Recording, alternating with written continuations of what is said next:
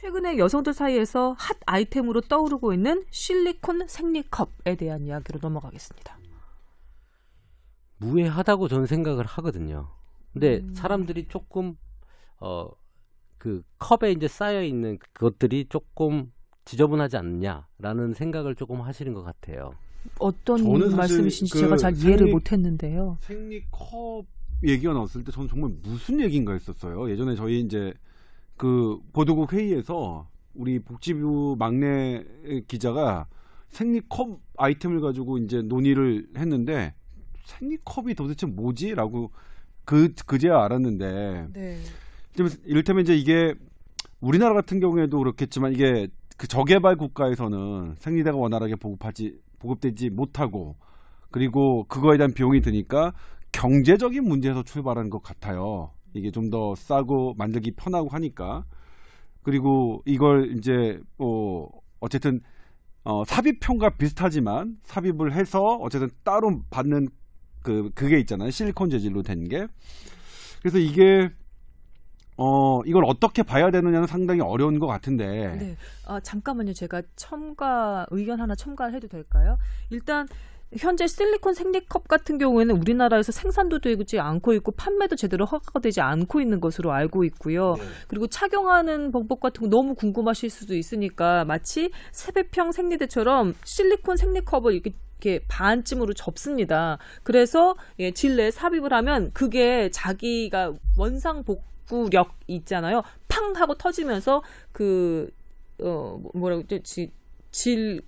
안쪽 입구에서 이렇게 우산처럼 거꾸로 된 우산처럼 생리혈을 받는 그릇이 되어주는 거예요. 그리고 하나 더 얘기를 하자면 마치 그 질내 삽입형 생리대처럼 그게 실이 나와 있는 것처럼 이 생리컵 같은 경우는 손잡이가 이제 오돌도돌한 손잡이가 나와 있어요. 그래서 그 본인이 여성 스스로 질내로 손가락을 넣어서 이렇게 잘 찾아서 이렇게 잘 뽑아낼 수 있도록. 예. 그리고 깨끗하게 씻어서 말려서 소독해서 다시 쓰고 재사용하고 이런 식의 제품으로 알고 있습니다. 네, 맞습니다. 근데 아까 그 지저분하고 느끼는 부분은 뭐냐면 그런데 이제 생리혈만 나오는 게 아니라 분비물하고 소변하고 다 섞여서 모여 있다가 이제 뽑게 되잖아요. 이게 컵처럼 이렇게 돼 있기 때문에 그게 이제 있다 보니까 그게 균이 자라거나 좀 지저분하다고 사람들이 생각을 해서 안전하냐고 조금 물어보는 경향이 있는 그 생각을 가지고 계신 분들이 있는 것 같아요. 네. 그래서 어쨌든 이것에 대한 우리나라에서 저도 지난번에 이 생리컵을 식약처에서 뭐 허가할 것이냐 말 것이냐 이런 것들을 뭐 논의하고 있고 뭐 그런 단계 정도인데 네. 일단 건강상의 문제를 지금 해주셨는데 문의를 해주셨는데 건강상의 문제도 그렇게 많은 연구가 되어 있지는 않지만 그래도 감염 같은 부분은 케이스가 와 있고요. 이것도 톡식쇼크 신드롬처럼 그게 보고된 건 아니지만 원리상 이것도 역시 지저분하게 사용된다면 그게 기전상으로 일어날 가능성이 있고요. 그리고 이거 자체가 그 질의 그 점막 같은 것을 자극하고 거기를 조금 더 마르게 하고 그다음에 어브레이전 이렇게 상처를 나게 해서 그런 것들이 조금 더 주의 깊게 사용할 필요는 있다. 그런 것들은 좀 더 기존의 저기보다는 많이 그러니까 조금 더 보고된다고 되어 있고요. 그다음에 이걸 방금 이제 그 말씀하셨지만 이걸 본인이 계속 청소하고 재사용하는 거잖아요. 네. 그럴 때 부적절하게 청소가 되면 아까 그 톡식쇼크 신드롬을 일으켰던 황색 포도상구균 같은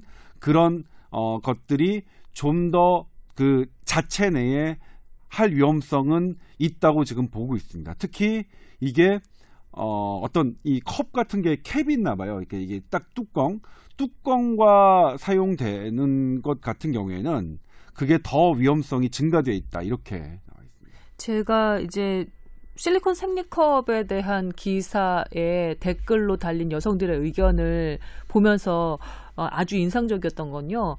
와, 내 인생은 생리컵을 만나기 이전과 이후로 나뉜다. 그만큼 해방감을 느낀다. 너무너무 편하다. 그리고 우리나라에서 이 생리컵을 허가해주지 않는 건 음모가 있는 것 같다. 이 생리대 회사들의 그 로비가 있는 것 같다라고 생각할 정도로 그렇게 의심할 정도로 이 생리컵에 대한 만족도가 상당히 높더라고요. 그럼 귀가 솔깃하잖아요. 저도 당연히. 그런데 하나 얘기가 덜 끝났는데요.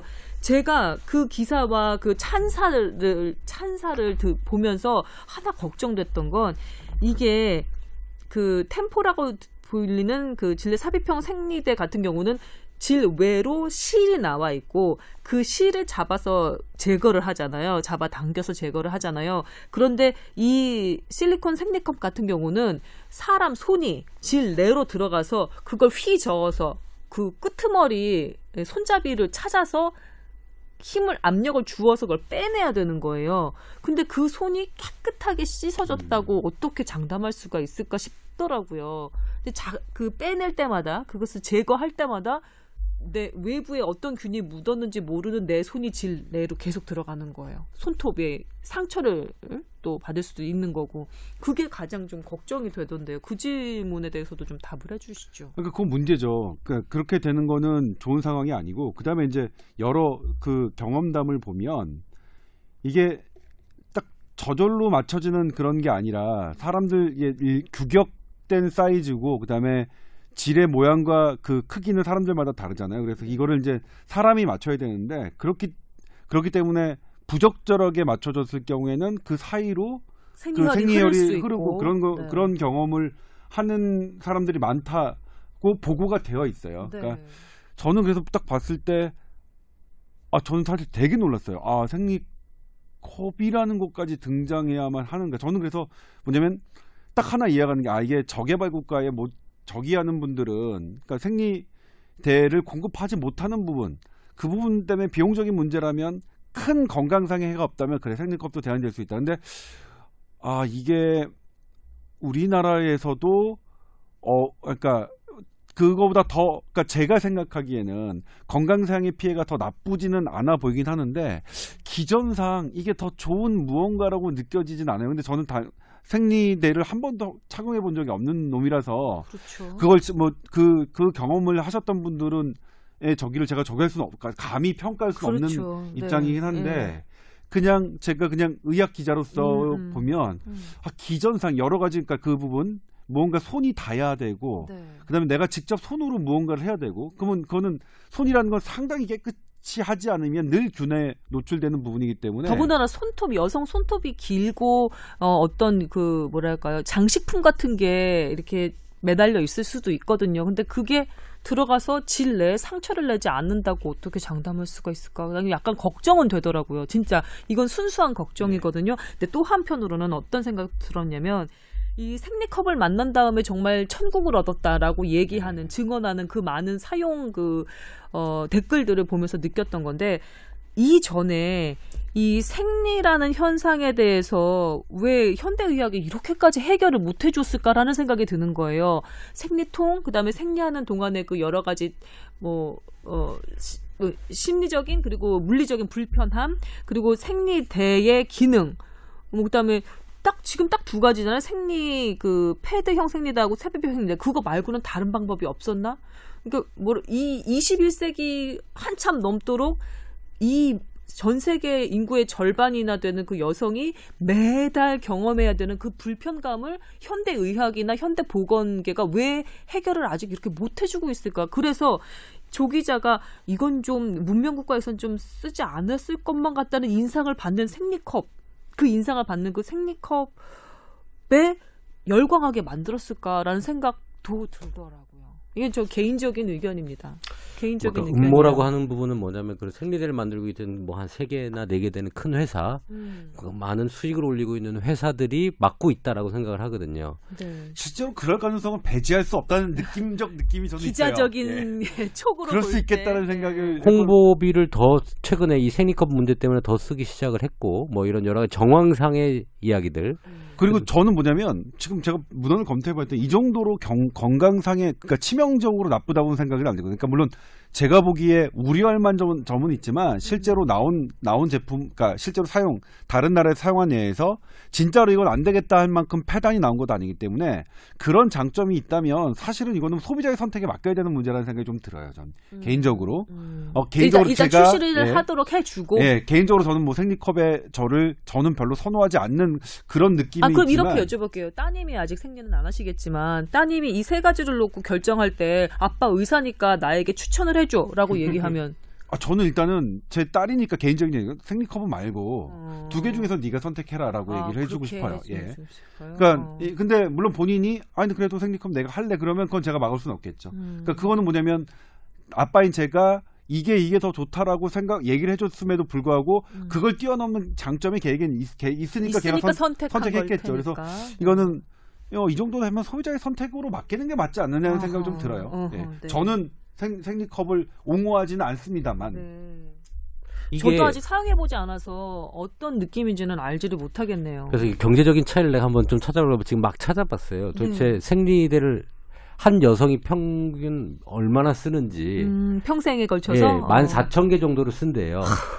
근데 아까 10개들이 뭐 한 포장에 3,000원이라고 하면 거의 450만 원 뭐 이 정도 되거든요. 3,000원이면 한 중간급이다. 그죠? 그보다 비싼 것도 훨씬 많고. 그러니까 중간급으로 해서 450만 원 정도를 쓰는 거죠. 한 여성이 평생 생리대를. 근데 이 실리콘 뭐 한 교체까지 해가지고 3만 원짜리를 한 5개 평균 써가지고 계속 쓴다고 하면 가격이 뭐 10분의 1, 뭐 10개를 사더라도 뭐 10분의 1이거든요. 그러니까 사실 경제적인 측면을 따져서는 실리콘 이 생리컵이 더 우위에 있죠. 생리대 제조 거대 회사의 음모. 이런 얘기가 나올 법한 지점인 것 같기도 합니다. 그렇게 의심될 법도 한데. 개인적으로 뭐 탐폰과 같이 오랜 기간 두지 않으면 안전할 거라고 좀 생각이 들고요. 생리컵 역시. 그리고 이제 착용하고 또 제거할 때 정말 손을 신경 써서 깨끗이 씻는 것도 잊으면 안 될 것 같습니다. 특히 야외 활동할 때 그런 그러니까 우리가 손을 씻을 수 있는 장비가 없는 야외 활동하면 뭐 감염 없을 수 있어요. 자전거를 탔다든지. 그렇죠.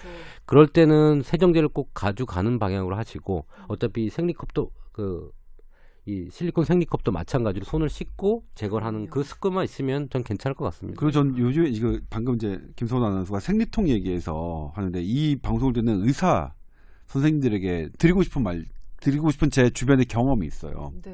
그러면 이제 사실 생리통, 그리고 생리 전에 느끼는 그 생리 전 증후군 상당히 잡기 어렵잖아요. 그게 그리고 유난히 심한 여성들이 있어요.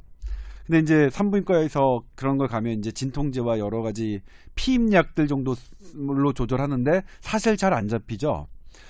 얼마 전에 제 지인의 딸이 그 증세가 있었습니다. 제 지인은 부부가 다 의사예요. 그래서 산부인과를 다녔죠. 그리고 막 하고 뭐 그렇게 했는데 잘 안 통했는데 딸이 어디서 듣고 왔는지 다른 무슨 뭐 식사 이런 패턴을 조절하는 걸 뭐 들고 왔대요. 그래서 부모로서는 그러면 이제 우리 의사들한테 우습잖아요. 야 그걸로 될 것 같았으면 진작에 됐겠지 이렇게 했는데 실제로 그걸 바꿨더니 그게 사라졌대요. 그러니까 우리가 비거학이라고 생각하는 것에 대해서 그런데 그런 걸 사람들이 많이 한다면 한 번쯤 봐야 되지 않을까 싶은 생각이 들어요. 이 두 분은 의사인 의사입니다. 부분. 의사인데 그래서 저한테 얘기를 한 거야. 야 동찬아 이런 경험도 했다. 그래서 그래? 그러니까 뭐라고 판단하냐면 그런 우리가 일상적으로 먹는 식사 중에서 미네랄이나 뭐 이런 여러 가지 영양소들이 빠진 게 있었나 보다. 그래서 그런 것들 보니까 그게 별게 아니고 그런 여러 가지 미네랄이나 이런 성분들이 이제 모아서 있는 건데 약은 아닙니다. 그게 어떤 영양제 이런 건 아니었어요. 그냥 이렇게 하는 건데 그런 게 좀 들어가 있다고 이렇게 우리 애가 달라지네 이상하다라고 얘기해서 했는데 물론 이제 이거는 단순히 드문 케이스의 하나일 수도 있겠지만 그럼에도 불구하고 많은 사람들이 어떻게 이런 부분에 대해서 선호하는 부분 그리고 믿는 부분에 대해서는 그냥 열린 마음으로 우리가 바라보는 것도 괜찮을 것 같다는 생각이 들어서 이 자리에서 말씀드렸습니다. 그 관련해서 시기를 바꿔서 생리통이 잡혔다고 했는데 무언가 미네랄이 부족해서 생리통 때문에 고통을 겪었던 것일 수도 있지만 또 한편으로는 그걸 먹는 대신 다른 나쁜 것을 섭취했기 때문에 생리통에 시달렸을 그렇죠? 수도 있었을 예, 것 같네요. 예, 그렇죠. 그런 나쁜 음식들이 그러니까 그 나쁜 음식들이 있죠. 그런 나쁜 음식들이 갖고 있는 나쁜 그런 성분들도 있지만 거기서 또 부족한 부분들도 있겠죠. 그 두 개가. 그렇죠. 그러니까 나쁜 성분은 줄어들고 좋은 성분은 늘어나고 하는 것들이 뭐 그런 거에 영향을 줄 수도 있다는 이게 이제 일반인들이 그렇게 얘기하면 우리들 다 말도 안 되는 소리라고 그러는데 어쨌든 부모는 다 그렇습니다. 네, 임 원장님 뭐 이 아이템에 대해서 덧붙이고 싶은 말씀 없으신가요? 지금 이게 식약청이나 이렇게 허가를 받기 위해서 한 2억 원 정도의 그 비용이 든대요. 근데 이거를 지금 크라우딩 펀드 쪽에서 1,500명들이 돈을 십시일반 모아서 그 정도로 지금 니드가 있는 거거든요, 사람들의. 그래요. 그러니까 이거 니드가 있는데 이거를 막을 수는 없어요. 빨리 결정을 내서 시판을 하든 수입을 하든 만드는 회사가 나와서 네. 그거에 대한 니드를 충족을 시켜줘야 됩니다. 이건 담합일 수도 있는 거거든요. 카르텔. 어려운 용어 나왔죠? 네. 네. 근데 그런 느낌적인 느낌은 있네요. 이거 진짜 누군가가 막고 있다는 느낌이 사실 이제 사실 솔직히 얘기하면 어떤 물건을 사기 위해서 이런 식으로 공동이 대처해서 2억 원을 마련하겠다 이렇게 행동으로 이어지기 쉽지 않잖아요. 의지예요. 그러니까 이건 상당한 이 뭔가가 욕구가 있다는 거예요. 그렇죠, 시장에. 그렇죠. 그러니까 내가 이 생리컵을 사용해보고 너무 좋은데 다른 사람들도 이 세계를 알게 해주고 싶은데 이걸 국가가 미적거리고 허가를 안 해줘? 그렇죠. 나라도 나선다. 막 이런 그렇죠, 마음이 그렇죠. 생기는 거죠. 네. 그래요. 어떻게 해서든지 여성의 보건, 여성의 그 편의가 증진되는 방향으로 결론이 나기를 바랍니다. 저는 써봤으면 좋겠어요. 본인이요? 아니요, 불가능하실 아니요. 텐데요. 근데 이제 대변컵인가요? 죄송합니다. 제가 지금은 그 친구가 그 신장내과, 콩팥내과 교수를 하고 있는데 그 친구가 학생일 때 그 뒤에 치핵 수술을 했어요. 근데 그 자식이 그거를 치료받는 과정에서 늘 생리대를 찼어요. 그게 맞나요? 좋은 건가요? 어쩔 수 없이 하는 거 아닌가요? 저는요, 이거 생리대를 차면 안 돼요. 왜냐하면 생리보다는 대변은 너무 더럽기 때문에 상처에 생리대에 묻은 상태에서 계속 비벼지는 거잖아요.